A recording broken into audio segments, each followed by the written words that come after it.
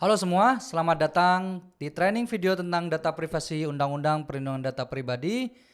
Bab pertama tentang perbedaan privasi dan security. Mungkin kita sering dengar kalimat tenang aja, datanya aman kok.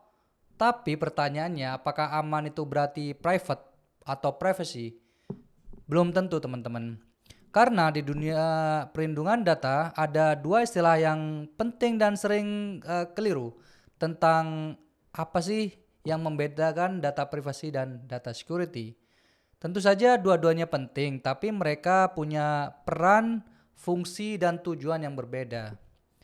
Ketika kita bahas tentang privacy, itu kita membahas tentang scope bagaimana data kamu digunakan.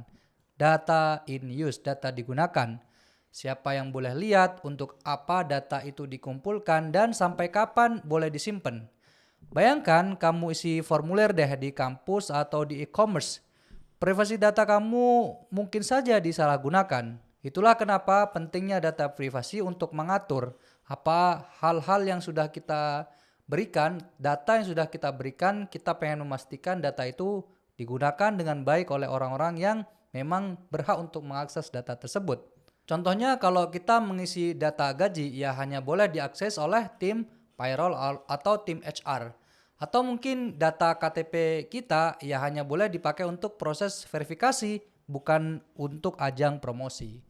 Jadi, privasi berbicara tentang aturan main, bagaimana perusahaan bertanggung jawab atas penggunaan data pribadi kita. Privasi mengatur cara data digunakan, bukan sekedar untuk dijaga. Di samping itu juga ketika kita bicara security itu berbeda. Security artinya memproteksi bagaimana data dijaga agar tidak jatuh ke tangan yang salah. Security berbicara tentang teknologi, sistem, dan kontrol fisik. Contohnya, user harus login pakai multifactor authentication.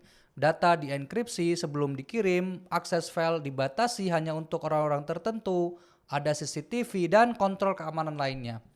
Semua itu bagian dari keamanan atau security, atau memastikan data terlindungi dari peretasan, kebocoran, dan akses ilegal. Jadi kalau privacy kita bicara tentang aturan main, kalau keamanan adalah pagar dan gemboknya. Keduanya punya tujuan yang sama untuk melindungi data pribadi, tapi tentu saja cara mereka berbeda.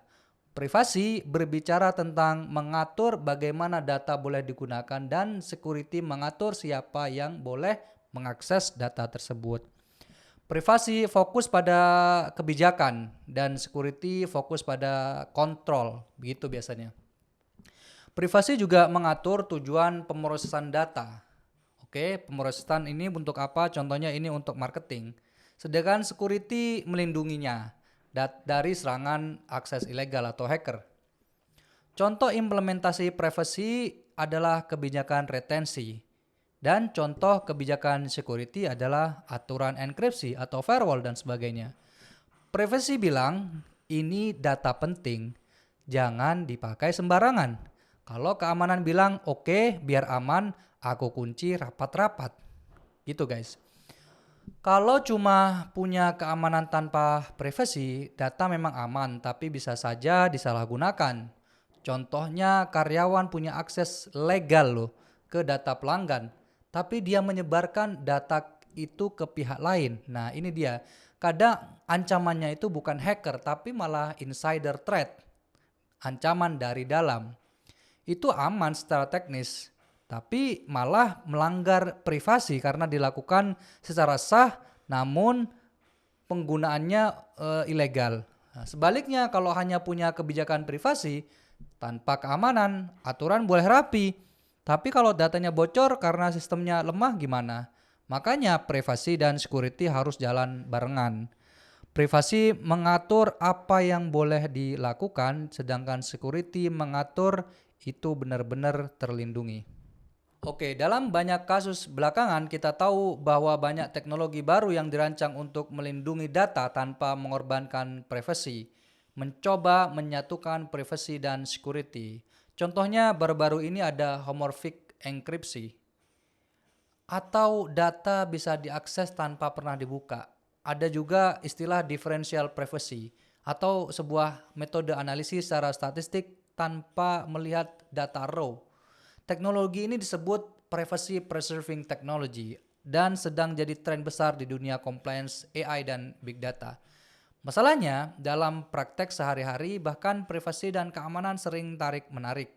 Tim keamanan minta data mentah dong buat analisis ancaman. Hey, regulator minta akses data untuk diaudit. Manajemen minta pengecualian untuk proyek penting. Gak apa-apa lah, proyek ini boleh diakses. Disinilah peran praktisi privasi. Praktisi privasi harus melindungi aturan main siapa yang boleh melihat untuk apa. Bukan bilang nggak boleh, tapi tentu saja privasi atau DPO mencari jalan tengah. Misalnya menyediakan data anonim tanpa identifikasi, pakai enkripsi selektif contohnya, atau menerapkan data minimization, hanya ambil data yang perlu. Apa itu? Contohnya gini, kalau kita mau sharing ke marketing, ya udah kita sharing aja nama, lokasi tanpa harus sharing device ID contohnya. Terus kita harus melakukan audit trail juga untuk semua aktivitas itu. Jadi tujuan dari seorang privacy practitioners bukan menolak permintaan tapi memastikan semuanya tetap utuh dan aman. Kesimpulannya, privasi dan keamanan bukan hal yang sama.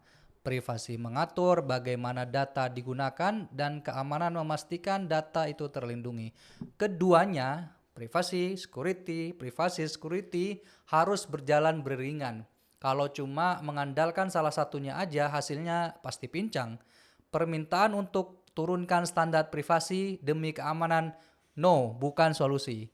Yang benar adalah mencari cara agar keduanya bisa berdampingan.